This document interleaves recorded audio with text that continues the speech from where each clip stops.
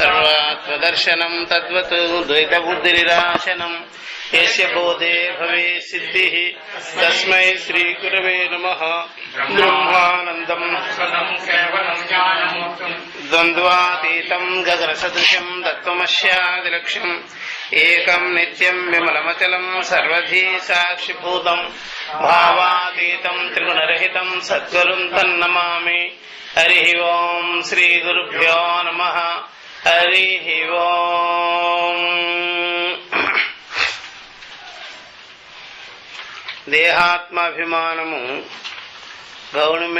గౌణము కాదు, మిథ్యే అయ్యున్నది అనే దాని గురించి చెప్తున్నారు అనమాట. ఇప్పుడు మీ డౌట్ మీకు స్పష్టత ఇప్పుడు రావాలి.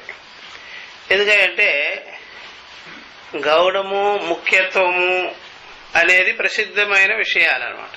గౌణం కానీ ముఖ్యమైనది లోకంలో. ప్రత్యక్షాది ప్రమాణాలు తెలిసిపోయే విషయాలు ప్రసిద్ధమైనవి. అది మనం దాని నుండి మనం ఈజీగా బయటపడతాం, తెలుసుకుంటాం కూడా, అర్థమైపోతుంది. ఎవరికైనా తెలుస్తుంది, చిన్నపిల్లలకైనా తెలుస్తుంది. చిన్నపిల్లలకైనా ఎవరైనా పులి వేషం వేసుకొని మాస్క్ వేసుకొని దడిపించినా దడవనే దడవ. అందువల్ల ఎప్పుడైనా సరే కొన్ని రబ్బర్ పాములు ఉంటాయి, అవి కూడా పిల్లలకు తెలిసిపోతుంటాయి, అర్థమైపోతాయి.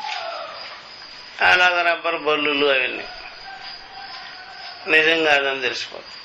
అట్లాగే చూసారా, గౌణము ముఖ్యము ప్రసిద్ధమై ఉన్నది, తెలిసిపోద్ది ఎవరికైనా. కానీ ఇక్కడ దేహమే నేననేది చూసారా, అది మిథ్యే గాని వీటి కిందకి రానే రాదు. అందరికీ ప్రత్యక్షాది ప్రమాణ వేద్యంగా ఉండదు. చూసారా, ప్రత్యక్షాది ప్రమాణ వేద్యం కాదు. అది ఒక రకమైనటువంటి అవివేకము, భ్రాంతి, మాయ, మోహం వాటి వల్ల ఏర్పడింది అనమాట మిథ్యా విషయం. అందుకనే దాంతోనే ట్రబుల్ అనమాట మనకి. దాన్ని విడగొట్టుకోవడం, దాని నుండి బయటపడడం అనేది అంత సులభమైన విషయం మాత్రం కాదు. గౌణ మిథ్యాత్మలో అంటారా, అది తేలికైనది. దాని నుండి బయటపడడం అనేది తేలిక. అందుకని లోకంలో ఏదో ఒక దాని మీద పెట్టే ఉంటారు మోహం, మమ్మకాలు. ఒకటి కాబట్టి ఇంకోటి పట్టుకున్న దాని మీద అంత వదలడం అనేది అంత శక్యంగాని విషయంగా ఉంటుంది అన్నమాట. ఎందుకంటే దానికి మంచి యుక్తి కావాలి, వివేకం కావాలి, జ్ఞానం కావాలి. అట్లా చూసారా, అది బాగా తెలుసుకోవాల్సినటువంటి. చాలా మంది అంతే, ఎక్కువ శాతం అది తెలియదు అనమాట. ఈ జ్ఞానం అనేది ఊరికే అందరికీ కలిగిపోయేదేం కాదు, అందరికి తెలిసిపోయేదేం కాదు. అందరి జ్ఞానంతో ఉండేది. నేను పేపర్లో వేస్తారు చూడండి, ఎవడో రాసుకొస్తాడు అంతర్యామిలో గందరగోళం, అదంతా అక్కడ వైష్ణవుడు అని తెలుస్తుంది బాగానే. రావణాసురుడికి కూడా జ్ఞానం ఉంది, జ్ఞానవంతుడైనా చూడండి ఎట్లాంటి పనులు అంతా వాడికి విరుద్ధమైన వాళ్ళ గురించే రాసుకొచ్చాడు. ఎందుకని శైవ భక్తుల్నే రాసుకొచ్చాడు. శైవ అవన్నీ ఆ కేటగిరీకి చెందినవే. అవన్నీ లోకంలో ఎవరైనా సరే ద్వైత ఉపాసన చేసేవాళ్ళు ఈ రెండు కేటగిరీలకు సంబంధించుకొనే ఉంటారు. శైవులు గాను వైష్ణవులు గాను ఉంటారు. ఇంకా మూడోది శాక్తేయం, ఇంకా వెనకబడిపోయింది గాణాపత్యం, అట్లా ఉండేవి అనమాట. అవన్నీ ద్వైత బుద్ధితో నామరూపాలు పెట్టుకొని దానికి కండిషన్ అయ్యి ఉండేవాళ్ళు. వాళ్ళకి జ్ఞానం అనేది ఉండదు, వాళ్ళకి విషయ జ్ఞానమే ఉంటుంది, విషయ పరిజ్ఞానమే ఉంటుంది. సైంటిస్టు జ్ఞానం ఎలా అవుతాడు? ఎవరు పడితే వాళ్ళు జ్ఞాని అని చెప్పేదానికి వీలుగానే కాదు. వాళ్ళు జ్ఞానులు కాదు, వాళ్ళు ఆ విషయానికి జ్ఞానం ఉన్నవారు. అవన్నీ దేహాత్మవాదానికి సంబంధించుకున్న జ్ఞానం. దేహమే నేననే జ్ఞానం, విషయ జ్ఞానం. అహంకారం ఉంటుంది, రాగద్వేషాలు ఉంటాయి, చూసారా? అందుకనే జ్ఞానం ఉంటే చివరికి అది అహంకారంతో ఉంటుంది. అందుకని ఎవరైనా సరే దుష్ట కార్యాలన్నీ చేస్తాడు అని చెప్పాడు. రావణాసుడు చేశాడు కదా, హిరణ్యకశిపుడు చేశాడు కదా అని చెప్పా. అర్థమైందా? చేశారు కదా అని చెప్తారు వాళ్ళు, చూసారా? అది జ్ఞానం అంటే తెలియక వాడికి. మనకి తెలిస్తే అట్లా ఎందుకు అంటాడు? జ్ఞానం ఏంటి? పరమార్థం, యథార్థం, స్వరూప విషయం. అంతేగాని ఏదో ఒక సబ్జెక్టు తెలుసుకొని అపరావిద్యా విషయం అది జ్ఞానము అంటే సరిపోదు. అది బుద్ధికి సంబంధించింది. ఇది బుద్ధికి ఎగువ ఉన్నది ఈ జ్ఞానం. అందువల్ల ఆత్మజ్ఞానం, బ్రహ్మజ్ఞానం. బ్రహ్మజ్ఞానం అనేది కూడా వాళ్ళకి అర్థం కావటంలా, చూసారా? విష్ణు జ్ఞానం కలిగించుకుంటే సరైన జ్ఞానము, బ్రహ్మజ్ఞానం కలిగించుకుంటే సరైన జ్ఞానము అంటే అసలు అర్థం కాలే. బ్రహ్మజ్ఞానం అంటే విష్ణువుని, ఈ చతుర్ముఖ బ్రహ్మాన్ని, లేకపోతే శివుణ్ణి అంతా దాటి ఉన్నటువంటి జ్ఞానం, నామరూపరహితమైన జ్ఞానం. నామరూపాన్ని లేకపోతే అహంకారం ఎక్కడి నుంచి వస్తుంది? అవన్నీ ఉంటాయి. కాబట్టి 4 వేదాలు చదివినా, 4 వేదాల్లో ఉండే కర్మకాండ అంతా వచ్చినా, ఏం చేసినా, పేరు ప్రఖ్యాతులు కలిగి ఉన్నా, విష్ణులోకం పోయినా, శివలోకం పోయినా, లేకపోతే బ్రహ్మలోకం పోయినా, ఎక్కడికి పోయినా, ఏ వరాలు పొందినా, ఆత్మజ్ఞాన విద్య లేకపోతే మాత్రం అవన్నీ అహంకారం కిందకే పరిణమిస్తాయి అన్నమాట. అర్థమైందా? ఏదో నామాలు పెట్టుకొని, విభూతులు పెట్టుకొని కూర్చుంటే అదేదో బ్రహ్మజ్ఞాన విషయము, మోక్ష విషయం అని మాత్రం అనుకోవద్దు. నువ్వు ఆ లోకానికి సంబంధించిన వ్యక్తి, ఆ దేవుడికి సంబంధించిన వ్యక్తి అని బాగా సింబల్ ద్వారా తెలుస్తుంది. అందుకని గ్రూపుకు సంబంధించినవని. అందుకని అది కరెక్ట్ అయిన విషయాలే కావు, అది బాగా గుర్తుపెట్టుకోవాలి. అందుకనే బాగా తెలియవలసింది జ్ఞానం అంటే, చూసారా, ఇంద్రియ జ్ఞానం, విషయ జ్ఞానం, బుద్ధి జ్ఞానం, నామరూప జ్ఞానం కానే కాదు. ప్రమాణజన్యమైనటువంటిది జ్ఞానం కాదు, అదంతా అజ్ఞానమే. ఇది ప్రమాణాలకే ప్రమాణమై ఉండాలి, అది ప్రమాణాలకే ప్రమాణమై ఉండాలి, బుద్ధికే ప్రమాణమై ఉండాలి.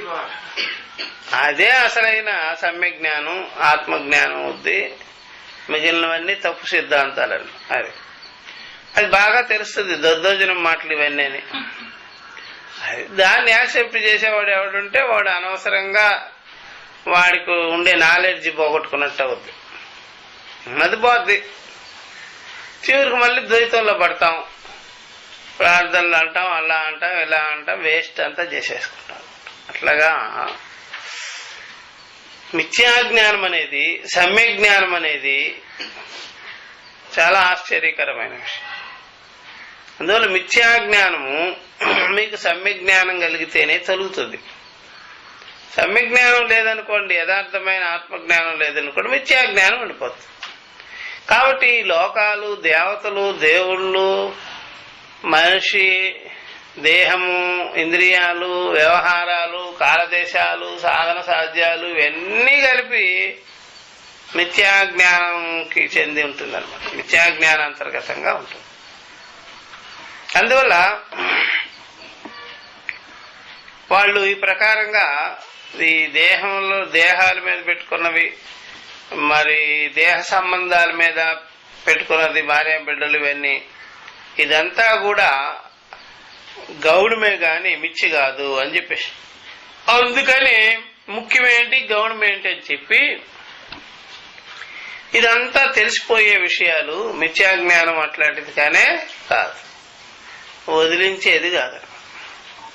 కొంతమంది చూడండి, బిడ్డలు నమ్ముకుంటారు, కొంతమంది బిడ్డలు కొంటారు, కొంతమంది ప్రాణాలు పోయినా బిడ్డలు కావాలంటారు. మరి అక్కడ ఏమున్నది? మిథ్యాజ్ఞానం ఉందన్నమాట. అమ్ముకున్నాడు అంటే ఇంకొక దాని మీద పెట్టుంటాడు, ఇంకొక దాని మీద పెట్టుంటాడు. అర్థమైందా? అట్లా దేని మీద పెట్టుంటాడు? డబ్బు మీదనే పెట్టుంటాడు, వాడు ఒక వ్యసనం మీద, ఒక దేహం మీద పెట్టుకో ఉంటాడు అనమాట. గోదావరి మీద పెడుతుంటాడు, అప్పుడు వాడు అమ్ముకుంటాడు. మరలా అవన్నీ వచ్చిన తర్వాత మళ్ళీ దాని మీద పెడతాడు. అట్లా వాడికి డబ్బు ఎక్కువ మితిమీరిపోయింది అనుకోండి, దేని మీద పెట్టుకోవాలి? మళ్ళా అది ఖర్చు చేసినా సరే తరగడం లేదనుకోండి, అప్పుడు బిడ్డల మీద పెడతాడు. అందుకని మిథ్యాజ్ఞానం ఏదో ఒక రకంగా ఉంటుంది, అది కనిపించదు, తెలియదు. అది చేసే పనులు దానికే తెలియదు, అదే మిథ్యాజ్ఞానం. అది చేసే పనులు దానికే తెలియదు, తానేమిటో అనేది తనకే తెలియదు. నేను ఏలాగా ఉన్నానో తనకే తెలియదు, నేను చేస్తున్నానో తనకే తెలియదు. చేస్తుంటుంది, చూస్తూ ఉంటుంది, అన్ని తింటుంటుంది, తాగుతుంటుంది, తెలిసిపోతుంటుంది, అయినా స్పష్టత ఉండదు. చూసారా? కళ్ళుండి గుడ్డి, గుడ్డుండి కళ్ళులాగా, చేస్తూ కూడా చేయనట్టుగా, ఇట్లాంటివన్నీ చిత్ర విచిత్రాలన్నీ, ఇంక్లూడింగ్ దాన్ని ఏమంటారా? మిథ్యాజ్ఞానం. ఘటన పట్టియేసి జరగని మళ్ళీ జరిగిపోతుంటాయి. అట్లాగా ఆశ్చర్యంగా ఉంటుంది అనమాట. అందుకని దీన్ని మిథ్యాజ్ఞానం. ఎందుకయ్యా అంటే ఒకదాని ధర్మాలు ఒకదాని మీద వేసుకొని నేనిది నాది ఇది అనుకునేది, అది ఒక రకంగా తలతిక్క వ్యవహారమే కదా. అది అనమాట. అది దానికి గౌణానికి ముఖ్యమైన దానికి ఏమిటి సంబంధం? ఇది ఇదొక గందరగోళ స్థితి. దేన్నే? మిథ్యాజ్ఞానం. వీళ్ళేం చేశారంటే వేదాంతులు అంతా అడ్వాన్స్ లో ముందుగా అడుగులు వేసేసి ముందుకెళ్ళిపోయి అసలు ఈ సృష్టి, స్థితి, లయము, జనాలు, బ్రహ్మాది దేవతలు మొత్తం మిథ్యాజ్ఞానంతోనే ఉన్నారు అని చెప్పేసి ఒక్కడు కూడా దీనికి బయటపడ్డా. ఎవ్వరు హరిహర బ్రహ్మాదులు సహితముగా మిథ్యాజ్ఞాన వశీభూతులయ్యే ఉన్నారు. ఆ బ్రహ్మస్తంభ పర్యంతై, సరే ఆ బ్రహ్మస్తంభ పర్యంతై, బ్రహ్మ మొదలుకొని పిపీలక పర్యంతం. చూసారా? శోభన అధ్యాస ఉంటుందట, ప్రియ అధ్యాస. సురేశ్వరుడు శోభన అధ్యాస, ప్రియములు అధ్యాస. చూసారా? నాకు ఇష్టము అయిష్టము అనేది ఉంటుందట. ఇష్టానిష్టాలు ఉన్నాయనుకోండి, ఆటోమేటిక్ గా ఏం చేస్తుంటాడు? రాగద్వేషాలు ఇవన్నీ కలిగి, ద్వంద్వాలు కలిగి, భేదాలు కలిగి ఉంటాడన్నమాట. ఇలాగా ఏది ఇష్టమో ఏది అయిష్టమో తెలియకుండా ఉంటాడు. అట్లా బాగా గుర్తుపెట్టుకోవాలి. మొత్తం అందరంతే, అన్ని దేవతలంతే, ఎవ్వరూ మిగల్ల. టోటల్ గా చెప్పారేసినారు. నువ్వు ఇంకేదేదో చెప్తావు తతంగం అంతా. ఈ వైష్ణవులకి వచ్చేది లేదు, చచ్చేది లేదు, ఊరికే వాగుడు తప్ప. అట్లా అందుకని కాబట్టి ఈ ప్రకారంగా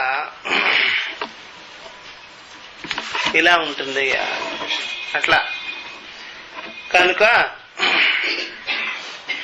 గౌణత్వ ముఖ్యత్వ ప్రసిద్ధే అని చెప్పేసి, ప్రసిద్ధ వస్తుభేదస్య గౌణత్వం ముఖ్యత్వం అనేది బాగా ప్రసిద్ధమయ్యే ఉన్నది. యశ హి ప్రసిద్ధో వస్తుభేద యథా కేశరాదిమాన్ ఆకృతి విశేష అన్వయ వ్యతిరేకాభ్యాం సింహశబ్ద ప్రత్యయభాంగ్ ముఖ్య అన్య ప్రసిద్ధ. కాబట్టి ఎక్కడ ప్రసిద్ధమైన వస్తు భేదం ఉంటుందో, బాగా తెలిసిపోతూ ఉంటుందో, బాగా అర్థమైపోతూ ఉంటుందో, ఆ విషయంలో మీరు చూస్తే యశి ప్రసిద్ధ వస్తుభేద, ఏ విషయం అయితే ప్రసిద్ధంగా మనకు అర్థమైపోతూ ఉంటుందో ఆ వస్తుభేదము. ఉదాహరణకి మీరు సింహాన్ని చూడండి, కేశరాదిమాన్ ఆకృతి విశేష. దానికి ఏముంటుంది అంటే జూలములు ఉంటాయి, జల్పాలు ఉంటాయి దానికి. జూలు ఉంటుంది. దాంతో అది ముఖం ఎప్పుడైనా సింహం అంటే చిన్న ముఖం పెట్టుకొని ఉండదు కదా, ఆ ఎంట్రుకలతో ఎక్కువగా పెద్ద ఆకారం ముందుగానే కనిపిస్తుంటుంది. నడుము పొట్ట భాగం చూస్తే సన్నగా ఉంటుంది, ముందు మాత్రం పెద్ద గంభీరంగా ఇట్లా. అది కేసరాదిమాన్ ఆకృతి విశేష ఉంటుంది. ఈ ఆకృతి విశేషం మనం చూసుకోవచ్చు, చూడొచ్చు. అలాగా దీంతో అన్వయ వ్యతిరేకం చేయొచ్చు. సింహ శబ్దానికి ఇదే అర్థం. సింహం అంటే ఇది ఉంటేనే సింహం, ఇది లేకపోతే సింహంగానే కాదు అని చెప్పేసి. ఏది ఎన్ని ఉండాలి, జోల్పాలు ఉండాలి దానికి. ఆ జూలు ఉంటేనే, పంజా ఉంటేనే, ముఖాకృతి అలా ఉంటేనే అది సింహం అవుతుంది. అలాగే ఏనుగు అయినా అంతే. ఏనుగు ముఖాకృతి, శరీరాకృతి అన్ని బట్టే ఏనుగు. ఎలకను పట్టుకొని ఏనుగు అనుకోం కదా, అలాగే ముఖాకృతి. అన్వయ వ్యతిరేకాలు. ఇది ఉంటేనే సింహము, ఇది ఉంటేనే ఏనుగు, ఇది లేకపోతే ఏనుగు కాదు, సింహం కాదు. ఇది అన్వయము వ్యతిరేకం. ఇది ఉంటేనే అది, ఇది లేకపోతే అది కాదు. అట్లా సింహ శబ్ద ప్రత్యయభాంగ్ ముఖ్య అన్య ప్రసిద్ధ. ఇలాగ ముఖ్యమైనది. ఎక్కడైనా సరే ఇతర విషయాలు ఇప్పుడు చెప్పాను, ఏనుగన్నా, ఎలకన్నా, దోమన్నా, పెద్ద పక్షిని పట్టుకొని దోమనం, ఈగను పట్టుకొని కూడా దోమనం. ఆ సైజు వేరు, అది వేరు, ఇది వేరు అని తెలిసిపోద్ది. కాబట్టి ఇతర విషయాలు కూడా ఈ విధంగానే ప్రసిద్ధం. తతశ్చ అన్య పురుష ప్రాయికై క్రౌర్య శౌర్యాది సింహగుణై సంపన్న ప్రసిద్ధ. అయితే మరి మరొక్కడు మనిషి, పురుషుడు, వాడు మామూలుగానే స్వభావంగానే వాడు అరుపులు, ఆర్భాటాలు, వాడు టీవీ అవన్నీ కూడా సింహ గుణాలతో అనిపిస్తుంటాయి. గట్టి గట్టిగా అరుస్తాడు, గంభీరంగా ఉంటాడు. అలాగా ఆ విధంగా మంచి క్రౌర్యం ఉంటుంది, శౌర్యం ఉంటుంది, పెద్దగా ఉంటాడు. వీడు చూసి ఒరే సింహం లాంటి వాడు, ఇతను సింహం లాంటి వాడు అని చెప్తుంటాం. ఈ ప్రకారంగా మంచి గట్టిగా ఇనప స్తంభం వలె నిలబడుతుంటాడు అని చెప్తూ ఉంటాం. కాబట్టి ఆ ప్రకారంగా ఆ యొక్క సింహానికి ఉండేటువంటి ఆకార లక్షణాలు ఉన్నాయా, లేకపోతే ఆ గుణం కనిపిస్తుందా? గుణమే అన్నమాట. సింహానికి ఉండేటువంటి ఆకారం, ముఖాకృతి లేదు. అట్లా క్రౌర్య శౌర్యాది సింహగుణై సంపన్న ప్రసిద్ధ. తస్య పురుషే సింహశబ్ద ప్రత్యయ గౌణౌ భౌత. కాబట్టి ఆ మనిషిలో మనం కనిపెట్టింది, చూసింది ఏమిట్రా అంటే ఆ సింహ శబ్దం చేత ఆయన సింహం లాంటి వాడు, సింహో దేవదత్త అని చెప్పినప్పుడు అది వాని యొక్క గుణానికే గాని వాని యొక్క ఆకారానికి కాదు అని తెలిసిపోద్ది. చూసారా? ఈ ప్రకారంగా మనము ఎవరినైనా సరే ఆ విధంగా ఆ రకంగా ఆ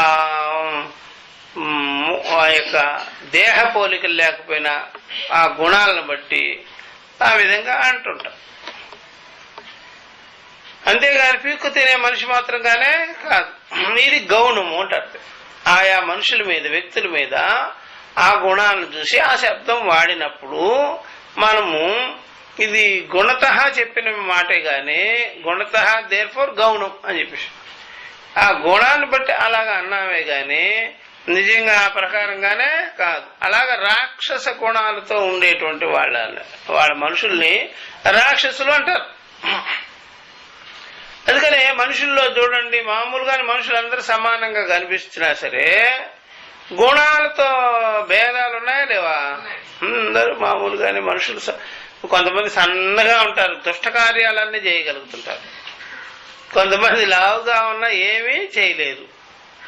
అట్లాగా మనం లావుగా ఉండి దుష్టకార్యాలు చేసేవాళ్ళు, సన్నగా ఉండి దుష్టకార్యాలు చేసేవాళ్ళు, అలాగ చేయకుండా ఉండేవాళ్ళు మనం చూస్తుంటాం లోకంలో. అది గుణాన్ని బట్టి అనమాట. ఆ అంతఃకరణ లక్షణం అలాంటిది. బాగా రజోగుణం, క్రౌర్యము, ఇవన్నీ కూడా బాగా ఉంటాయి అన్నమాట. అదే అంతఃకరణం ఇంకొకరికి ఎవరన్నా చూస్తే ఎంత సాఫ్ట్ నేచర్ ఉంటుందో, సత్వగుణము మృదువైనది, దయాకరణ, ప్రేమ, ఇవన్నీ సానుభూతి ఇవన్నీ ఉంటాయి, కొట్టొచ్చినట్టుగా కనిపిస్తాయి. వీరిలో తద్విపరీతంగా అన్ని రాక్షస గుణాలన్నీ కనిపిస్తాయి. దాన్ని బట్టి రాక్షసులు అన్నారే గాని నిజంగా రాక్షసులు అనేటువంటి వాళ్ళు ఆ ప్రకారంగా ఉండనే ఉండదు. ఒకవేళ మీకు రాక్షసుల పేరుతో ఆకారాలను కానీ క్రియేట్ చేస్తే వాడికి ఆ గుణం కూడా లేకపోవచ్చు. ఆ గుణం కూడా లేకపోవచ్చు. అందుకని ఖడ్గమృగం ఉంటుంది, చూస్తే ఖడ్గం బ్రహ్మాండంగా ఉంటుంది, ఎవరి జోలికి పోదు. అది ఎవరి జోలికి పోదు, మామూలుగా ఉంటుంది. అట్లాగా ఇంకా కొన్ని ఉంటాయి, తోక ఎంతదైనా ఎగురుతుంటాయి. దానికి ఖడ్గం అంతా కూడా ఉండి కూడా అది దాని పని అదేదో చేసుకుంటూ పోతుంటాయి. ఆ ఖడ్గం ఎందుకు వచ్చింది అయ్యా అంటే తవ్వి ఆ యొక్క దుంపలు తినేదానికి, అందుకు పనికొస్తుంది. తవ్వి అడవిలో ఆ దుంపలో తినుకుంటుంటుంది. అంతే. మట్టిలోనే ఉంటుంది, నీళ్ళల్లోనే ఉంటుంది, నీటి ఏనుగులు కూడా ఉంటాయి. అట్లాగా ఈ ప్రకారంగా ఖడ్గమృగం చేసుకొని అది ఈ ప్రకారంగా ఆ యొక్క గుణాలను బట్టి అలాగా పేల్చారు. అది బాగా గుర్తుపెట్టుకోవాల్సింది. ఇలాగా మనము ఇక్కడ అన్వయ వ్యతిరేకాలు పెట్టి చూస్తే ఇక్కడ అన్వయానికి రానిది ఏమిటి? ముఖాకృతి.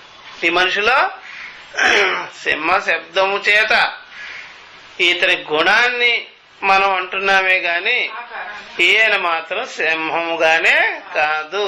సింహ శబ్ద ప్రయోగము ఇక్కడ వ్యతిరేకంగా ఉంది. ఆ ముఖాకృతి లేదు, దేహాకృతి లేదు అనమాట. చూసారా? దేర్ఫోర్ ఇది గౌణము.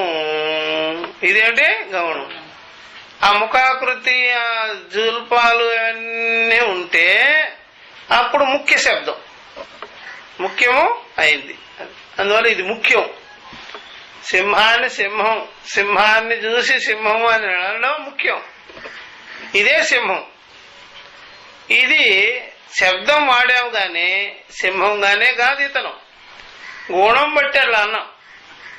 అది కాబట్టి చూసారా, గుణం బట్టి అలా అన్నాం. నిజంగా ఈ గుణం మారిపోయేదేనా ఆయనకి? అట్లాగే ఉంటుందా అని చూస్తే మారిపోవచ్చు, కూడా మారిపోవచ్చు. కాబట్టి గౌణం ఇది. కాబట్టి అన్వయ వ్యతిరేకాలు పెట్టి చూస్తే ఇక్కడ వ్యతిరేకం ఏంటయ్యా అంటే ముఖాకృతి లేదు, అన్వయం ఏమిటయ్యా అంటే గుణమే ఉండదు. అట్లా. కాబట్టి ఈ సింహంలో రెండు ఉంటాయి, రెండు అన్వయానికి వస్తాయి, రెండు అన్వయానికి వస్తుంది. అది సింహ ఆకృతే కాకుండా సింహ లక్షణం, గుణం అంతా అదే. అది చూసుకోవచ్చు.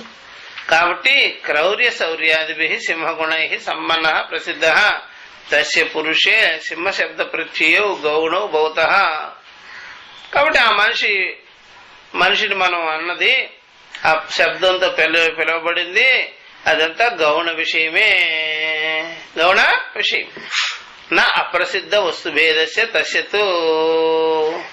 కాబట్టి ఆ ప్రకారంగా అప్రసిద్ధమైనటువంటి వస్తువు ఆ ప్రకారంగా కాదు.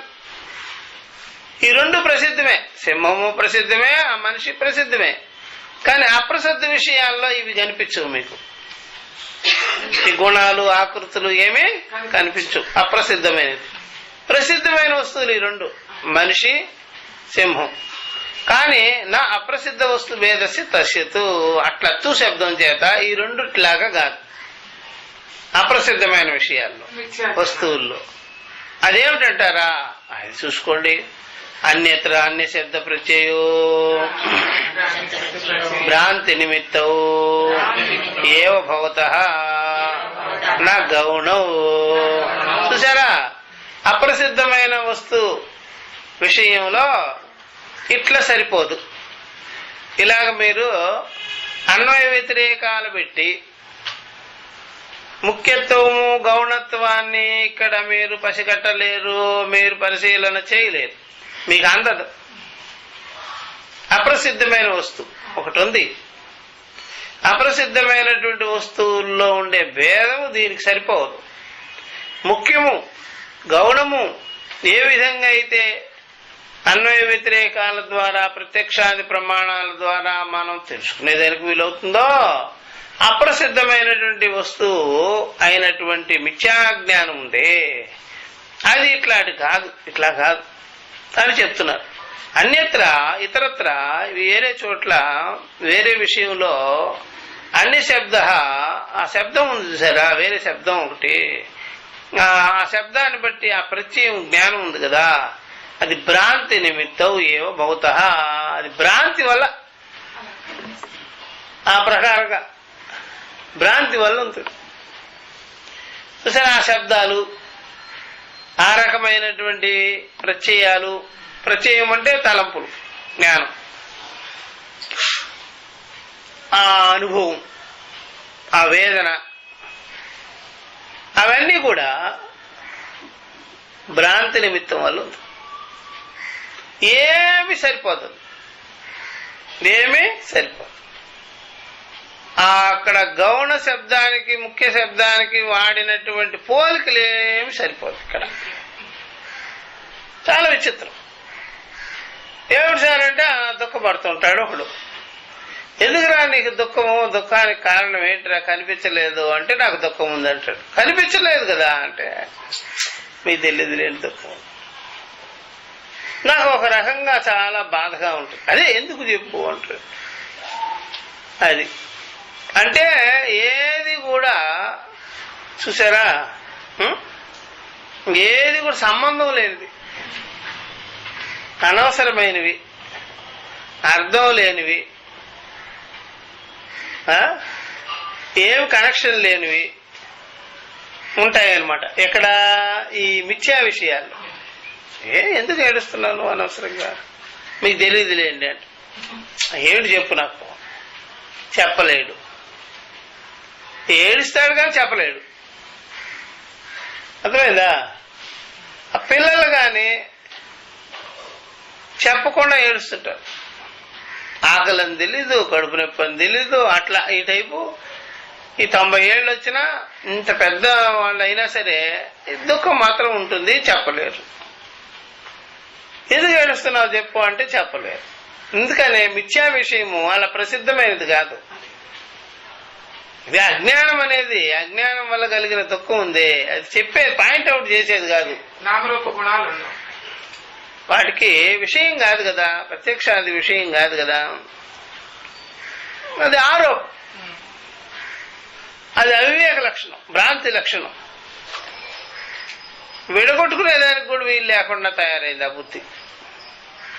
అది ఒక రకమైన కమ్మేసేసింది, తెలియదు. మరే ఆ గౌడ శబ్దము ముఖ శబ్దము లాగా ఇక్కడ ఏమన్నా ఉందంటాయా మిథ్యా విషయము? అట్లా ఉండదు. అందుకనే చాలా ఇబ్బంది పడుతుంటారు జనాలు. ఎందుకు పడుతున్నారో వాళ్ళకి ఎందుకు, అలాగా దుఃఖపడుతూ ఉంటారు, బాధపడుతూ ఉంటారు. ఈ ప్రకారంగా సంసారి అయిన వాడు, జీవుడైన వాడు చెప్పనలవి కాకుండా బాధపడుతుంటాడు, వాడికే తెలియదు. కాబట్టి ఈ ప్రకారంగా వాడు చేసేటువంటి ఏ పైనైనా సరే అర్థం లేని పని కిందకే వస్తుంది. అర్థం లేని పనులన్నీ, అర్థం లేని అట్లా జీవించేసినాడు అనుకోండి, ఏం జీవితం అయిపోతుంది? అర్థం లేని జీవితం అయిపోతుంది. దేర్ఫోర్ వ్యర్థం. అట్లాగా అయిపోద్ది. ఎందుకయ్యా అంటే అది గౌణము కాకపోయా, ముఖ్యము కాకపోయా మిథ్యాత్వం, తప్పు తెలివి కదా, అది అజ్ఞానం కదా. అజ్ఞానం జీవితం ఒక అర్థమా? ఏదో జీవించేస్తుంటాం ఊరికే. కాబట్టి ఈ ప్రకారంగా నా అప్రసిద్ధ వస్తు భేదస్య తస్యతు అన్యత్ర అన్ని శబ్ద ప్రత్యయం భ్రాంతి నిమిత్తవు, దీనికి భిన్నంగా ఉండేటువంటి శబ్ద ప్రత్యయాదులు ఏదైతే ఉందో అదంతా భ్రాంతి నిమిత్తమే. ఏవ భవతః నా గౌణౌ, గౌణం మాత్రంగానే కాదు. గౌణమే కాకపోతే ముఖ్యత్వాన్ని ఎక్కడ చూపిస్తారు మీరు? ఏదో భ్రామ. యథా చెప్తున్నారు, ఇప్పుడు దానికి దృష్టాంతం చెప్పాలి కదా, చెప్తున్నారు. యథా మందాంధకారే స్థాణు అయం ఇది అగృహ్యమాణ విశేషే పురుష శబ్ద ప్రత్యయో స్థాణు విషయో యథావా సుప్తికాయాం అకస్మాత్ రజతం ఇది నిశ్చితో శబ్ద ప్రత్యయో తద్వత్ దేహాది సంఘాతే అహమితి నిరుపచారేణ శబ్ద ప్రత్యయో ఆత్మానాత్మ వివేకేన ఉత్పద్యమానౌ కథం గౌణౌ శక్యౌ వదితుం. కాబట్టి ఈ ప్రకారంగా యథా మందాంధకారే దృష్టాంత సహితంగా చెప్పారు. గాఢాంధకారంలో స్థాణు అయం, చూసారా, ఇది స్థాణు అని అగృహ్యమాణ విశేషే. స్థాణు ఇది అని గ్రహించుకోకుండా తెలుసుకోకుండా ఒక స్తంభం ఒకటి ఉంది, ఆ స్తంభాన్ని స్తంభంగా గుర్తించకుండా మందాంధకారంలో ఎవరో మనిషి ఎవరో మనిషి అని చెప్పేసి, ఎవరో మనిషి ఎవరో మనిషి ఎట్లాగా ఉన్నారు, అవునా కదా. ఈ రకంగా మనం కొన్ని కొన్ని పల్లెల్లో కానీ ఈవెన్ తెలంగాణ ఏరియాల్లో కానీ మనం బలి చూస్తుంటాం. ఎందుకని వరుస పెట్టి జ్వరం వచ్చిందనుకోండి, ఎవరో చేతపడి చేసేసినారంటారు. నేను జ్వరానికి దీనికి లింకు, ఇంకేమేమో చేస్తాం, ఏమేమో అంటాం. ఏదో ఎప్పుడైనా సరే ఆ ఇంట్లో ఎప్పుడు కొట్లాట్లు జరుగుతుంటే ఈ ఇంట్లో ఏదో భూతాలు ప్రేతాలు ఉన్నాయనుకుంటాం. ఇవన్నీ చూసారా, అంటే ఉన్నది ఉన్నట్టుగా తెలియకపోవడం బట్టి విపరీతం అంతా పెట్టేసుకుంటాం. కాబట్టి ఈ ప్రకారంగా మందాంధకారే స్థాణు అయం ఇది అగృహ్యమాణ విశేషే గ్రహించుకోకుండా ఉండడం వల్ల పురుష శబ్ద ప్రత్యయం, ఇక్కడ పురుష శబ్ద ప్రత్యయాన్ని వాడవలసి వచ్చింది. ఎవరో మనిషి అక్కడ నిలబడ్డారు. స్థాణు విషయం పురుష శబ్ద ప్రత్యయం స్థాణు విషయం, చూసారా, స్థాణు విషయంలో పురుష శబ్దాన్ని వాడేసాం. స్తంభాన్ని పట్టుకొని ఏమన్నా ఎవరో మనిషి అని చెప్పేసి, చూసారా, స్థాణుని స్థాణుగా గ్రహించకపోవడం బట్టి ఏర్పడింది ఇది, ఈ విశేషం ఏర్పడింది. యథావాసక్తికాయాం అకస్మాత్, ఒక్కసారిగా ముతిపు చిప్పును చూసిన వెంటనే రచితం అని ఇది నిశ్చితం, ఇలా నిశ్చయం చేసేసుకున్నాం, శబ్ద ప్రత్యయాలు వాడేసేసేసి. దీనికి కూడా ఆ విధంగా శబ్ద జ్ఞానాన్ని కలిగించుకునేసినాం. ఇదిగో ఇక్కడ ఇక్కడ రజతం వెండి అనేసి, ఇదిగో వెండి. తదవత్ దేహాది సంఘాతే అహం, అదే ప్రకారంగా దృష్టాంతాలతో ఈ దేహాది సంఘాతములు యందు శరీరేంద్రియ సంఘాతం మాత్రంగా తను తాను ఎంత నిర్ణయం చేసుకొని ఉన్నాడో చూడండి. ఏ రకంగా నిశ్చయం చేసేసుకున్నాడు, ఏ రకంగా తెలిసిపెట్టుకోన్నాడు, ఏమనుకున్నాడో తను చూస్తే బాగా తెలుస్తుంది. తదు దేహాది సంఘాతే శరీరేంద్రియ సంఘాతం ముందు, శరీర ఇంద్రియ సంఘాతం ముందు తెలుసుకోవాల్సిన. అహమితి నిరుపచారేణ శబ్ద ప్రత్యయం, నేనే, దేహేంద్రియాలే నేనే, దేహమే నేను, ప్రాణము ఇంద్రియాలు బుద్ధి అన్నీ కలిపి నేనే, నేను ఉత్తుత్తికే నేనుందా, లేకపోతే శరీరేంద్రియమేలే నేననుందా, వాటికి అంటని నేనా లేకపోతే అంటినే నేనా, అంటినే నేను. అన్ని కలుపుకొని అన్నిటిని అంటించుకొని ముద్ద చేసుకొని నేను. ఇది ఒక్కటే ముద్ద సరిపోద్దా? ఇంకా బయట ముద్దలను కూడా పెట్టుకోన్నావా?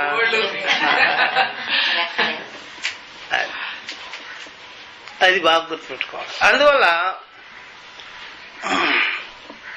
అది కానీ ఎప్పుడైనా ఒక దేవుడిని నమస్కారం పెట్టుకుంటున్నాడు అనుకోండి, దేవుడిని నమస్కారం పెట్టుకున్నాడు.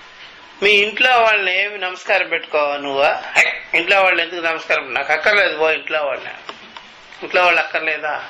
భార్య అక్కర్లేదా? పిల్లలు అక్కర్లేదా? భర్త అక్కర్లేదా?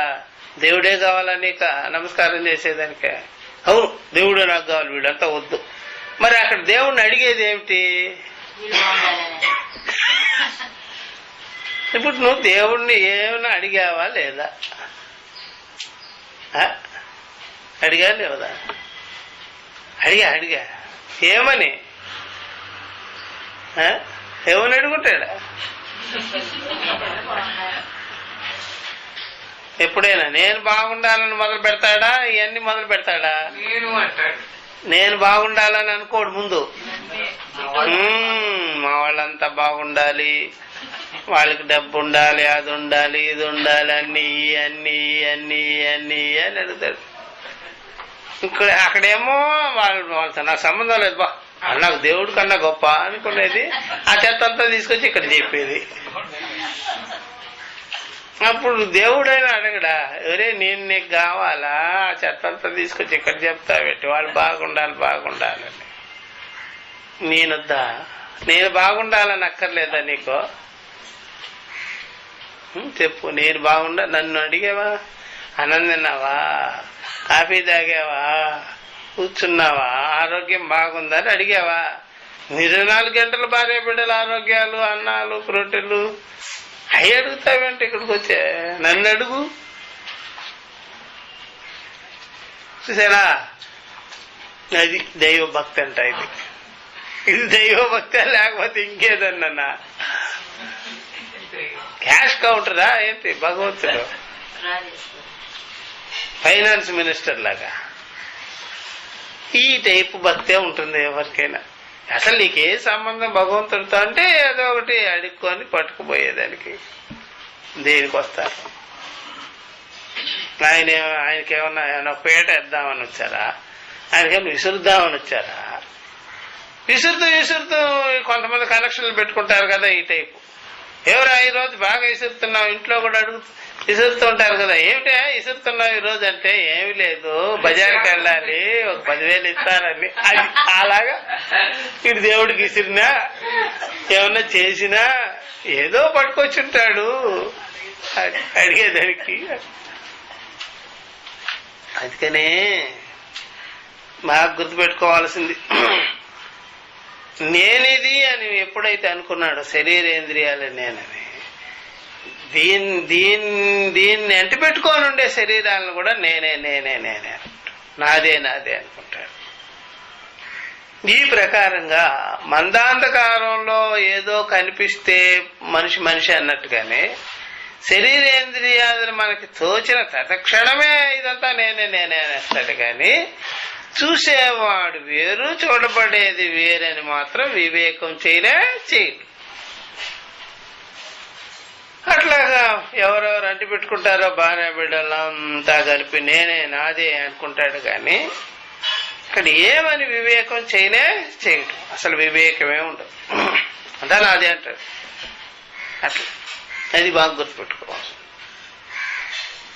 అందుకని కొంతమంది ఎప్పుడైనా సరే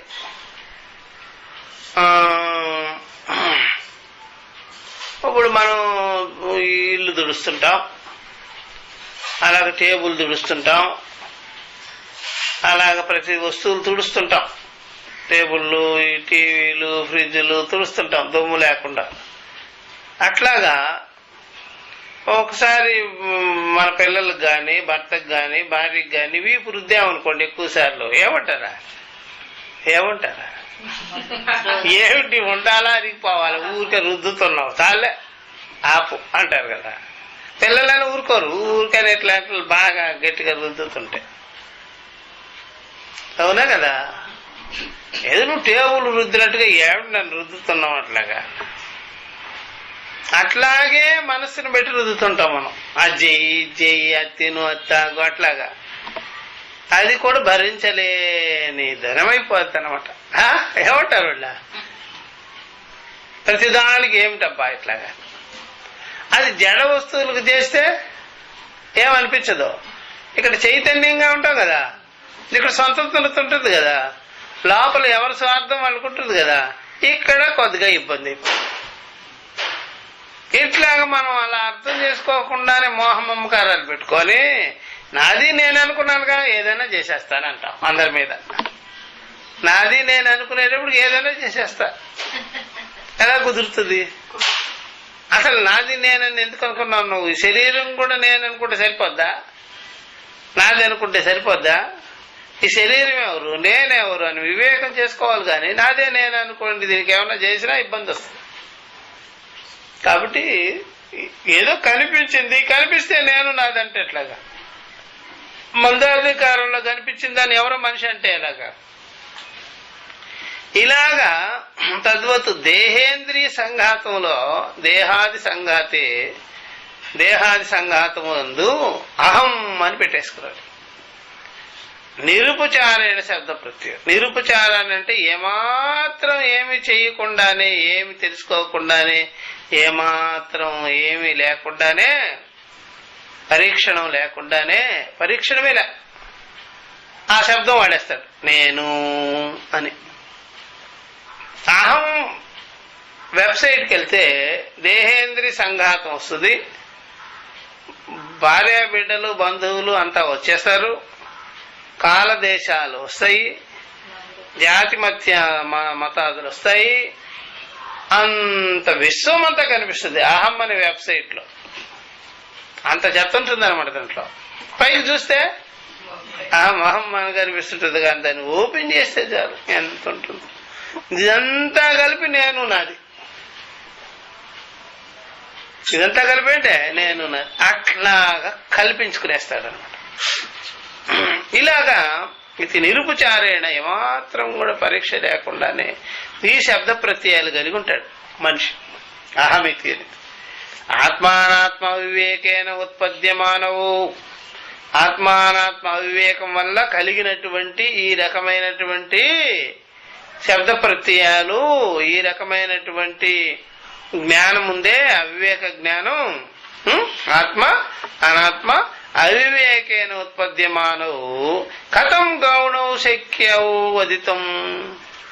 ఆత్మానాత్మ అవివేకం వల్ల కలిగినటువంటి అహమిది మమేతి అనేది, నేనిది నాదిది అనేది, శరీరమే నేను అనుకునే భావన, దీనిలో గౌణమత్వం ఎక్కడుంది చెప్పండి?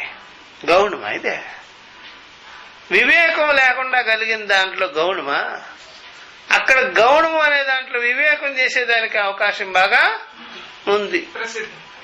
ఒక మనిషిని పట్టుకొని పెద్ద ఆజానుబాహుడు గట్టిగా అరుస్తాడు, వాడికి వీరి శౌర్యాదులు బాగా ఉన్నాయి, సింహం లాంటి వాడురా నువ్వు అని చెప్పచ్చు. కానీ అక్కడ వివేకం చేసేదానికి ఉందా లేదా? ఊరికే అలా అన్నాను అంతే, ఆ మాట తీరుని బట్టి, ఆ గంభీరత్వాన్ని బట్టి. అంతేగాని సింహ ఆకృతి ఎక్కడుంది ఆయనకి అని అక్కడ వివేకం చేయొచ్చు. ఇక్కడ వివేకం చేసేదానికి వీలు లేని విషయం దీన్ని పట్టుకొని గౌణం అంటే ఎలా కుదురుతుంది సార్? అహం సంసారి జీవుడు దుఃఖి, చూసారా, శరీరేంద్రియాలతో కూడుకున్నవాడు అనేటువంటి భావన గౌణ విషయంగానే కాదు, గౌణం కాదు. చూసారా, ఇది మిథ్య అంటారు. ముఖ్యము అని కూడా మాట అనకూడదు ఇక్కడ. ఇవి మిథ్య, తప్పు తెలివి, ఫాల్స్ నాలెడ్జ్ అంటారు. అందుకని ప్రమాదం ఎక్కడ జరుగుతుందిరా అంటే మిథ్యా జ్ఞానంలోనే, భ్రాంతి జ్ఞానంలోనే ప్రమాదం పొంచుంటుంది. ఎందుకంటే అది వివేకం చేసుకునే దానికి వీలు పడేదిగానే కాదు, వివేకం చేయలేము అసలు. అందువల్ల ఈ మిథ్యా జ్ఞానం ఉంది కదా, భ్రాంతి జ్ఞానం, ఇక్కడే చాలా సమస్యలు ఉంటాయి మనుషులకి. వివేకానికి అందరి విషయం ఆత్మానాత్మ వివేకం వల్ల కలిగినటువంటిదయ్యా. దాన్ని పట్టుకొని గౌణం అని చెప్పేదానికి వీలు లేదు. అదనమాట గౌణానికి, ముఖ్యానికి, మిథ్యాత్వానికి డిఫరెన్స్ చెప్పారు.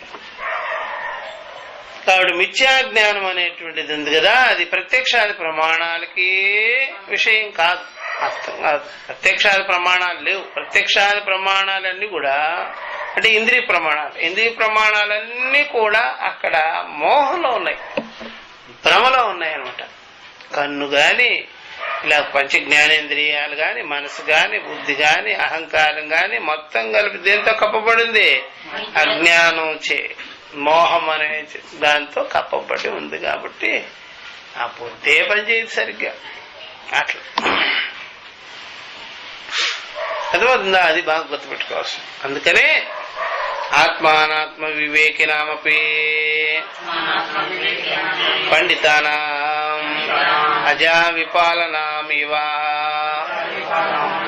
అవివిత్తౌ శబ్ద ప్రత్యయో భవతః తస్మాత్ దేహాది వ్యతిరిక్తః ఆత్మాస్తిత్వవాదినాం దేహాదో అహం ప్రత్యయః మిథ్యా ఏవ న గౌణః. చూసారా, మంచి భాష్యం. ఆత్మానాత్మ వివేకినామపి పండితానాం, ఆత్మానాత్మ వివేకం కలిగించుకున్న పండితులు కూడా అంటే బాగా స్పష్టత ఉంది. పరమార్థం ఏమిటి, అపరమార్థం ఏమిటి, సత్యం ఏమిటి, అసత్యం ఏమిటి, ఆత్మ ఏమిటి, అనాత్మ ఏమిటి అని మంచి వివేకం కలిగించుకున్న పండితులు ఉన్నారు, జ్ఞానులు ఉన్నారు కదా. వాళ్ళ మాటల తీరు కూడా చూస్తుంటే వాళ్ళకి అర్థం ఉండి, అనుభవం ఉండి, నిశ్చయం ఉండి, వాళ్ళ మాటలు ఉపయోగించుకునేది కూడా చూసారా, గొర్రెలు దాచుకునేటువంటి గోపాలురు వలె ఉంటుంది. శంకర అజా విపాలనామపి, అజా అంటే అంటే గొర్రెలు, మేకలు. అజా విపాలనాం ఇవ ఇవ ఇవ వలే. చూసారా, గొర్రెలు కాచుకునేటువంటి చూసారా గొల్లవాళ్ళలాగా, గోపాలులాగా అవివిక్త శబ్ద ప్రచయవు. ఎందుకు అట్లా వాడారు వాళ్ళని అంటే, ఇప్పుడు పశువులు కాపరి ఉంటాడు కదా, ఎప్పుడు పశువులు కాపరిగానే ఉంటాడా? ఏమన్నా ఎదుగుదల ఏమన్నా ఉంటుందా? పశువులు డాక్టర్ మాత్రం అవడు, ఎప్పుడు అలాగే ఉంటారు. ఇప్పుడు ఇద్దరు కుర్రాళ్ళు ఉన్నారు, ఒకడేమో గేదెలు కాసుకునేదానికి వెళ్ళాడు, ఇంకేడేమో చదువుకునేదానికి వెళ్ళాడు. ఎవరికి డెవలప్మెంట్స్ ఉంటాయి? చదువుకునేమో డెవలప్మెంట్ వచ్చేస్తుంది. ఈడేమో చదువుకు రాకుండా ఎగ్గొట్టేసేసి వాడు ఎప్పుడు చూసినా పశువులు కాస్తూ ఉంటే, ఏమిరా అని వీడు పట్టణానికి వెళ్ళి బాగా చదువుకొని వచ్చి ఏమిరా అంటే మళ్ళీ ఆ రకంగానే మాట్లాడుతుంటాడు. ఇది పూర్వం మాటలే. వాడికి ఏం కల్చర్ రాదు. ఎందుకని రాదు అంటే, ఆ పశువు దానికి ఏ విధంగా మూఢ జీవో తమ్మో జీవో అలా వీడి బుద్ధి కూడా ఏమైపోద్దా అంటే ఆ టైపులోనే ఉంటుంది. ఎదుగుదలే కనిపిస్తుంది. అందుకనే చదువు ఏం చేస్తుందంటే బుద్ధిని ఏం చేస్తుంది, బాగా డెవలప్ చేస్తుంది. అందుకనే శంకర ఆ మాట వాడారు. ఇగో గొర్రెలు కాసుకునే వాళ్ళు ఏ టైప్లో ఆ మాట తీరు అలాగే కనిపిస్తుందో ఆ రకంగా పండితులు కూడా మాట్లాడినట్టుగా అనిపిస్తుంది. కానీ అర్థం మాత్రం వాళ్ళకి వేరే ఉంటుంది. ఏముంటుంది అర్థం మాత్రం? ఈ కాలం ఎప్పుడైనా సరే సినిమాలు చూడండి, జీన్స్ ప్యాంట్ వేసుకుంటాడు, పల్లెటూరు భాష మాట్లాడతాడు, పాటలన్నీ ఆ టైపే. వేసుకునేది ఏంటి? హైటెక్ డ్రెస్సు, లోటెక్ పాటలు. చూసారా? అవునా కదా? ఆ సినిమాలంతా అదే టైపే. ఒక్కటి పద్ధతిగా కల్చర్గా ఉండదు, మాట పాట ఏముండదు. ఆ డ్యాన్సులు కూడా ఆ టైపే. జడ్జిన డ్యాన్స్ లేదండి, డ్యాన్స్ అంట డ్యాన్స్లే అవి. ఇంకా భోగం వాళ్ళు ఉండేవారు పూర్వం, వాళ్ళైనా కల్చర్గా ఆడేవారట. వాళ్ళకి నాట్యం వచ్చు, కన్నా ఇవన్నీ బాగా భరతనాట్యం అన్నీ వేసేవాళ్ళు. మరీ అధ్వానం ఇది. ఏది నేను పూనకాలు వచ్చిన వాళ్ళు అట్లాగా ఈ వ్యాపాకులు తీసుకొని ఎగిరినట్టుగా ఏమో అర్థం ఏమి లేదు అట్లా. అందుకని ఏం చేస్తాం జనాలకు తిక్కలేకపోతే. అందువల్ల అజా విపాలనమివ సరే గొర్రెలు కాసుకునే వాళ్ళు టైపులో అవివిక్త శబ్ద ప్రత్యయం విడగొట్టుకునే దానికి వీలు లేని ప్రత్యయాలు శబ్ద ప్రత్యయాదులు ఉంటాయట పండితుల దగ్గర. అంటే వాళ్ళు కూడా ఎప్పుడైనా సరే ఒక జ్ఞాని ఉన్నాడు అనుకోండి, ఒక ఋషి ఉన్నాడు అనుకోండి, మంచి తత్వవేత్త ఆయన వాళ్ళ ఇంటి దగ్గరికి వెళ్ళినప్పుడు, లేకపోతే ఆయన వాళ్ళ పాలేరుకి పని చేయిస్తున్నప్పుడు ఆ టైపులో మాట్లాడతాడట. ఆ టైపులో నాకు ఆకలేసింది పట్టరండి, ఆకలేసింది పట్టరండి అంటాడట. అన్నం పట్టరండి, ఆకలేసింది అని. భలే ఆకలిగా ఉందబ్బా, అప్పుడు ఆకలిగా ఉందని ఏమైనా గోంగూర పచ్చడి ఏదైనా పెట్టుకుంటుంది. తినేటప్పుడు చాలా బాగుంది, ఇది నువ్వు ఇలాగ ఉంది అలాగ ఉంది బ్రహ్మాండంగా ఉంది నాగుతుంటాడు. అది కానీ వేరే వాళ్ళు చూస్తే ఏమనుకుంటారా, మామూలు వీళ్ళేంటి మామూలుగా ఉన్నాడే అనుకుంటారట. అది ఇవా అని చెప్పింది ఆయన. చూసారా, అంటే కనిపెట్టేదానికి వీలు లేకుండా శబ్ద ప్రత్యయాలు ఉన్నాయి లేవా? ఆ పాలేరుతో మాట్లాడేటప్పుడు ఎలా మాట్లాడుతున్నాడా వాడికి సమానంగా. ఇప్పుడు ఒక విద్వాంసుడు ఉంటాడు, పని వాళ్ళతో కూర్చొని పని చేయిస్తూ మాట్లాడుతుంటాడు, వాళ్ళకి సమానంగా వాళ్ళ భాషలో మాట్లాడుతుంటాడు. సరే, ఆ కూలీనాలు చేసుకునే వాళ్ళతో పని చేయించాలి కదా, వాళ్ళకి అనుకూలంగానే వాళ్ళ ఇంటి గొడవలన్నీ అడుగుతూ అట్లాగా కూర్చొని మాట్లాడుతుంటాడు అన్నమాట. అంత మాత్రం చేత వాడికి ఏమిటంటే ఈయనకు కూడా మాకు గుణమే ఉన్నట్టుంది అనుకుంటాడు కానీ అది అవివ్యక్త శబ్ద ప్రత్యయం అంటారు. అంటే విడగొట్టలేని శబ్ద ప్రత్యయాలు అవివ్యక్తం ఉంటుంది, విడగొట్టలేరు అక్కడ. అలాగా అనిపిస్తుంది కదా అంటున్నాడు. కాబట్టి ఆ పండితులైనటువంటి వాళ్ళు, ఆత్మానాత్మ వివేక జ్ఞానం ఉండేవాళ్ళు కూడా మాటల వ్యవహారంలో ఆయా మనుషులతో వ్యవహారం చేసేటప్పుడు గోపాలులాగా ప్రవర్తించినట్టుగా కనిపిస్తుంటారు సార్. అది బాగా గుర్తుపెట్టుకోవాలి ఇక్కడ. అంత మాత్రం చేత వాళ్ళని పట్టుకొని వీళ్ళు ఇలాగే ఉన్నారేంటి అని అనకూడదు, అర్థమైందా? అట్లాగా అనుకోకూడదు. అట్లా ఇప్పుడైనా సరే రాములు వారు కంట తడిపెట్టారనుకోండి, ఇలాగా సీతమ్మ వారు వెళ్ళిపోయింది అని, మీరు కూడా అంతేనా అని అనుకోకూడదు. ఊరే అలా పెట్టకపోతే నన్ను కఠోరమైన మనిషి అంటారని అట్లా పెట్టాను రా అంటాడు, అంతేగాని అట్లా ఏం కాదు. కాబట్టి తస్మాత్ అందువల్ల వాళ్ళ డైలాగ్స్ ని బట్టి వాళ్ళు జ్ఞానం ఇంతే అని అనలేవు. అలా పామరులతో మాట్లాడేటప్పుడు పండిత భాష పనికిరాదు కాబట్టి అక్కడ పండిత భాష పనికిరాదు అక్కడ ఉంది, బాగా గుర్తుపెట్టుకో. అందుకని పూర్వం కాళిదాసు రచనల్లో డైలాగ్స్ ఉంటాయి. రాజుగారు ఈ దిగువ వర్గం వాళ్ళతో మాట్లాడేటప్పుడు వాళ్ళు ప్రాకృత భాషనే ఉపయోగిస్తాడట రాజుగారు. మరలా మంత్రులతో మాట్లాడేటప్పుడు సంస్కృత శబ్దాలే వాడతాడట. చూడండి, ఇంకా రాణితో మాట్లాడేటప్పుడు కూడా ప్రాకృత భాషేనట. రాణితో మాట్లాడినా ప్రాకృత భాష మాట్లాడతాడట. చెలికత్తెలతోనూ ప్రాకృత భాష మాట్లాడతాడట. పని వాళ్ళు దిగువ వర్గంతోనూ ప్రాకృత మాట్లాడతాడు. పండితులతో మంత్రులతో వచ్చేటప్పుడు శుద్ధ సంస్కృతం మాట్లాడతాడట. చూసారా తేడా వచ్చిందా లేదా? అందుకని ఈయనకి ఈ భాష తప్ప వేరేది రాదేమో అనుకోవచ్చేమో, వాళ్ళ స్టైల్స్ వేరుగా ఉంటుంది అనమాట. అట్లా మాకు ప్రాకృత భాష సంస్కృత భాష రెండు తేడాలు ఉంటాయి. ప్రాకృత భాషలో వచ్చి అవన్నీ కూడా ఆ శబ్దాలన్నీ వేరేగా ఉంటాయి, అరే ఒరే అన్నట్టుగా ఉంటాయి.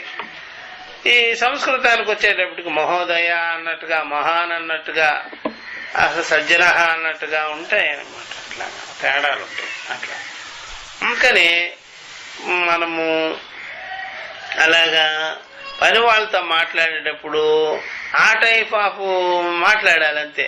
రండి కూర్చోండి, తమరు ఏం చేస్తున్నారండి అన్నాం అనుకోండి, వాడు అక్కడ పారక్కడ పెట్టేసి మనతో వాడు కూర్చుంటాడు అనమాట. వాళ్ళతో ఉండేటప్పుడు ఆ భాషే ఉపయోగం చేయాలన్నమాట. అట్లా ఆ ప్రకారం. కాబట్టి తస్మాత్ దేహాది వ్యతిరిక్త ఆత్మ అస్తిత్వవాదినాం దేహాదో అహం ప్రత్యయ మిథ్యా ఏవ న గౌణ. కాబట్టి దేహాదులకి వ్యతిరిక్తమైన ఆత్మ అస్తిత్వవాదనం, దేహేంద్రియాలకి వేరుగా ఉన్నది, అన్యంగా ఉన్నది, విలక్షణంగా ఉన్నది ఆత్మ అనేటువంటి ఆత్మ అస్తిత్వవాదులు ఉన్నారు కదా. దేహాదులు ఎందుండేటువంటి నేను అనే తలంపు ఉందే, అది మిథ్యే గాని గౌణం కాదంటారు. సరే, దేహేంద్రియాదులకు విలక్షణమైనటువంటి సాక్షి స్వరూపాన్ని, ఆత్మతత్వాన్ని తెలుసుకున్నటువంటి వాళ్ళు, ఆ జ్ఞానం ఉండేవాళ్ళు, దేహాదుల విషయంలో మనం ఉపయోగించుకునేటువంటి నేను అనేది అది మిథ్యా విషయమే గాని అది గౌణం మాత్రం కానే కాదు అంటారు. అందుకనే ఆ రకంగా గోపాలురు వాళ్ళలాగా ప్రవర్తించే సమకాలంలో కూడా పండితులు ఇది కేవలం అలా ఆరోపించుకున్నవే గాని ఇది నా యొక్క యథార్థమైన విషయం కానే అట్లా. ఆ ప్రకారంగా వాళ్ళు అలాగా కనిపించే సమకాలంలో కూడా, అలాగా అనుకునే సమకాలంలో కూడా వాళ్ళు వివేకం చేసుకొని ఉన్నారు కాబట్టి ఆ వివేకానికి హాని లేనే లేదు. ఇక్కడ జనులు ఉన్నారు సరే, పండితులు కాని వారు, వాళ్ళు మాట్లాడే మాటలు వాళ్ళ మైండ్కి సరిపోయి ఉంటుంది, వాళ్ళ విజ్ఞానానికి కూడా సరిపోయి ఉంటుంది. కాబట్టి దీని గౌణం అని మాత్రం అనుకోకూడదు. ఇది మిథ్య అంటారు. అంటే వాళ్ళు తీసుకోలేరు దాన్ని. కాబట్టి పండితులు తీసేసుకున్నట్టుగా వీళ్ళు తీసుకోలేరు. అట్లా వీళ్ళు తీసుకునేదానికి వీళ్ళు కుదరదు. అది బాగా గుర్తుపెట్టుకోవాలి. కాబట్టి పండితుడు బుద్ధి పండితుడిదే అంటున్నది, ఈ పామరుల బుద్ధి అవి అంటుకునేసింది, తొలగించుకోలేరు వాళ్ళు. కాబట్టి అది బాగా తెలుసుకోవాల్సినటువంటిది. ఒక వివేక బుద్ధి కలిగినటువంటి వాడు, ఒక వివేకం లేనటువంటి వాడు, వాళ్ళకి ఆ డిఫరెన్స్ అనేది మీకు వివేకికే తెలుస్తుందే గాని అవివేకి మాత్రం ఇదే నిజము ఇంతే అనుకుంటాడు. కాబట్టి అది గౌణం అని మాత్రం చెప్పేదానికి వీలుగానే కాదు. గౌణం అయితే ఈజీ. కాబట్టి సంసార బంధాలు ఇవన్నీ కూడా గౌణం కాదు, మిథ్య. గౌణం అయితే మనం మాస్క్ తీసేసినట్టుగా తీసుకోవచ్చు. ఇక్కడ మాస్క్ లాగా కాదు ఇక్కడ ఉండేది. మన భ్రాంతి జ్ఞానం, మోహ మమకారాలు అనేవి అంత సులభమైనవి కాదు. మంచి వివేకం చేస్తేనే, అలా వివేకం చేసిన వాళ్ళు కూడా అలా వివేకం చేసేసిన తర్వాత ఆ మాటలే మాట్లాడుతుంటారు. కానీ బుద్ధిలో మాత్రం వేరే డైలాగ్స్ లేవు. ఇలాగే తినడం తాగడం, నువ్వు రా నువ్వు ఇట్లాగా అనుకోవడమే కాని ఇంట్లో ఆకలి దప్పులు, ఇట్లా మానాపమానాలు, భార్య బిడ్డలు. వివేక జ్ఞానం కలిగిన తర్వాత ఎప్పుడైనా ఏమే ఇలారా అని అనకుండా ఓ ఆత్మ ఇలారా అని మామూలుగానే పిలుస్తారు. కాకపోతే మామూలు మనుషులకి వీళ్ళకి ఇంత చేసినా ఇలాగే ఉన్నారే అనుకుంటారు. అది వేరు. అర్థమైందా? కొద్దిగా 40 రోజులు అయ్యప్ప స్వామి దీక్ష చేసుకుంటేనే భార్యను పట్టుకొని మాత మాత మాత మాత అంటుంటారు. మాతాలే తాతాలే గాని కాబట్టి ఏం మాత నువ్వు అలా చేస్తున్నావా అంటాడు. ఇంకా మాత్రం 40 రోజులు అయిన తర్వాత మాత అనడు కదా, తాత అంటాడు. అంటానే అంటాడు. అప్పుడు కూడా నోరు ఒక్కొక్కసారి జారిపోతుంటది. మాత నీకు బుద్ధి లేదు మాత, మాత నీకు ఒళ్ళు ఎలా ఉంది అంటాడు అయ్యప్ప దీక్షలోనే. మరి ఈ మాత ఎందుకురా బాబు అని తిట్టచ్చు కదా, ఏమే నీకు బుద్ధి లేదా అని, ఏమే తంటానని ఈ మాతాకేట ఏంటయ్యా అట్లా. కాబట్టి ఊరికైనా నోరే గాని అక్కడ బుద్ధిలో మాత్రం మామూలు గుణాలే ఉన్నాయి. అసలు మొత్తం కలిపి అక్కడ నువ్వు దీక్ష చేసుకున్నది దేనికిరా అంటే నా వ్యాపారం, నా ఆటో బాగా నడవాలి, ఏ తప్ప నీకు ఇంకేముంది? ఇంకేముందయ్యా? ఏమి లేదు. మోక్షానికి అని పోయేది అక్కడికే, మోక్షం లేదు, ఏమి లేదు. కాబట్టి సంసార బంధాలు, సంసార డిమాండ్స్ అన్ని పట్టుకొని పోతావు ఒకడికి, అంతే తప్ప ఇంకేమి లేదు. కాబట్టి గౌణం అనేది కాదు ఈ సంసార వ్యవహారాలు, భార్య బిడ్డలు, దేహ సంబంధాలు, నేను నాది అనుకోవటం. అదేం గౌణమేం కాదు, తీసి పడేసేదానికి బాగా పాతుకుపోయినటువంటి అవివేకం, అజ్ఞానం. అది వివేకం కలిగించుకుంటేనే పోతుంది అని శంకర తీసుకొచ్చారు ఇట్లాగా. ఓం సహనావతు సహనౌ భునక్తు సహ వీర్యం కరవావహై తేజస్వినావదీతమస్తు మా విద్విషావహై. ఓం శాంతి శాంతి శాంతి. హరి ఓం.